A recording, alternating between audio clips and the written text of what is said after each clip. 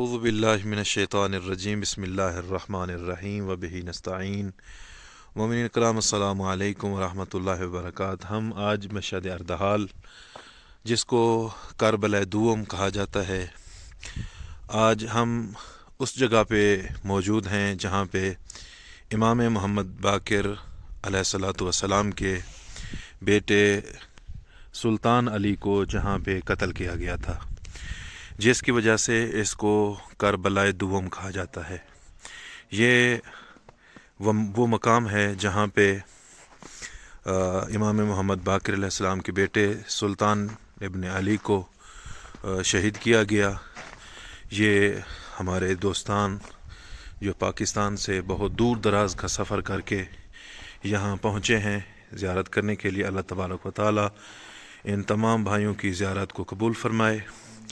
یہ دیکھیں مقتل گاہ ہے جہاں پہ امام محمد باقر علیہ السلام کے بیٹے کو شہید کیا گیا تھا، بہت بے دردی سے شہید کیا گیا۔ اور اس کو کربلا دوم کیوں کہا جاتا ہے؟ سوال یہ ہوتا ہے کہ کربلا دوم اس وجہ سے کہا جاتا ہے کہ جس طرح مولا حسین علیہ الصلاۃ والسلام کو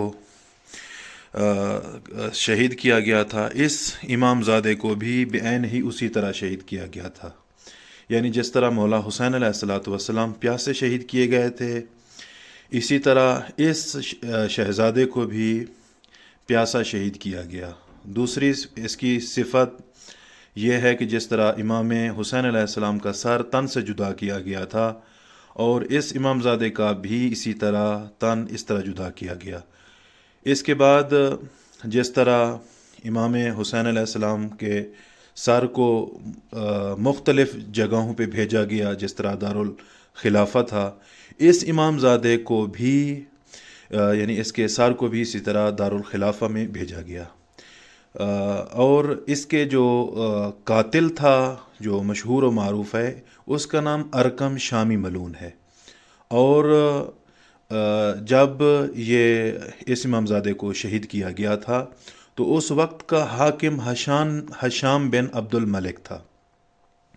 یہ قتل گاہ ہے، اور اس کے جو حرم مطہر ہے وہ تقریباً 4 کلومیٹر یہاں سے دور ہے۔ آپ دکھاتے ہیں مقتل گاہ جہاں پہ اس امام زادے کو شہید کیا گیا۔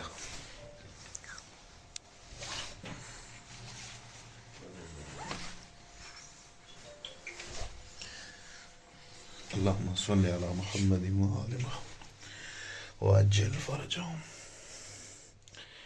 یہ وہ مقام ہے جہاں پہ امام زادہ یہاں پہ پہنچے تھے، اس کے بعد امام زادے کو قتل کیا گیا تھا۔